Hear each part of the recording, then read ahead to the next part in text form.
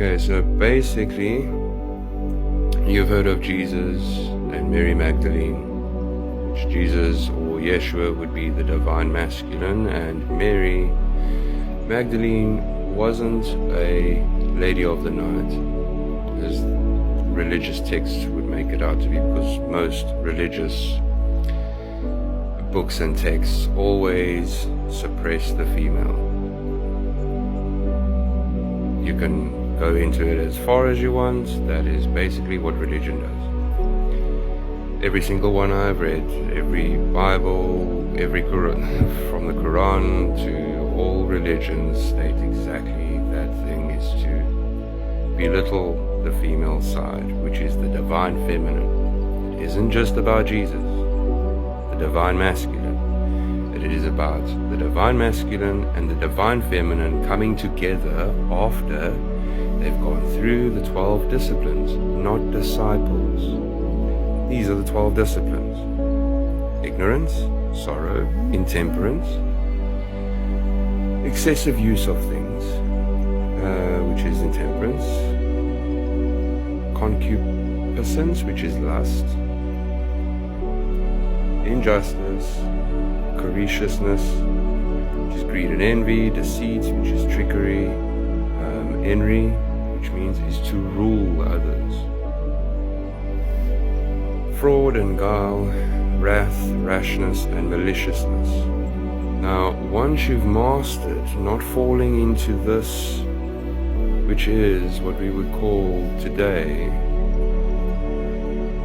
the matrix system, which is reality continuously teaching us lessons so that we don't fall into the same thing. Obviously, you're not going to keep bumping your head on a wall, putting yourself through continuous pain until you learn the lessons.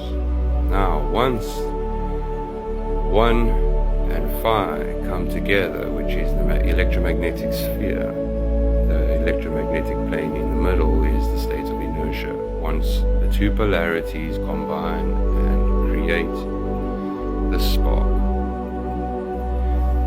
Once you've gone through all of these and you've mastered them through every single lesson in your life, can you then create the 13th, which is creation of self when the two polarities combine.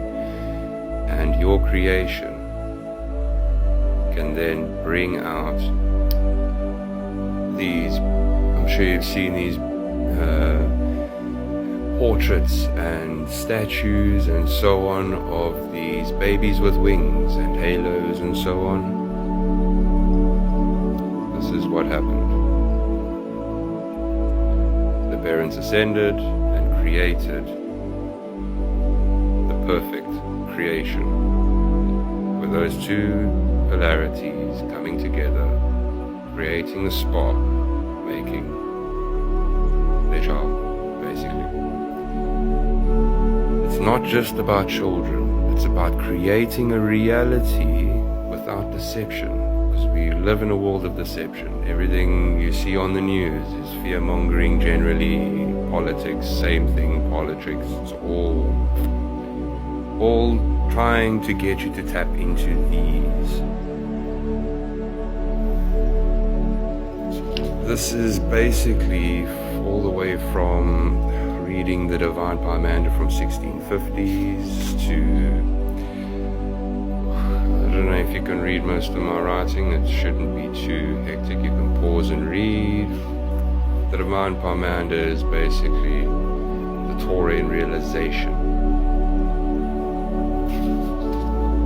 I'm basically going back, I should be going from here, so you can just pause and read, and hopefully you learn something, as I'm also trying to get to the point of the middle path, not tapping into too much masculinity or too much femininity, because the one is too emotional and the other one is, well,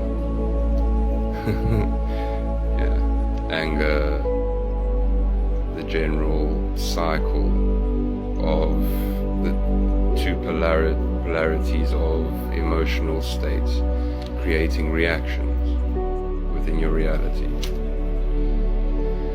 Okay, so hopefully if you should take some of this in. If there's anything you would like to debate, you can follow me if you like, comment, and we can debate.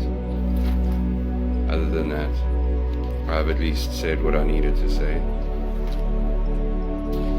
Not everything is privy to what I say. As you can see, this is a combination of so many different beings that have been around, including Yeshua and Hermes the First, Hermes the Second, and most of the books that he wrote that are hidden within religious texts and so on and so on, and old tortures, and basically the continuous loop within this state of matrix that we live in. Anyway, hope you have a wonderful reality and snap into things as you should. Have a lovely day.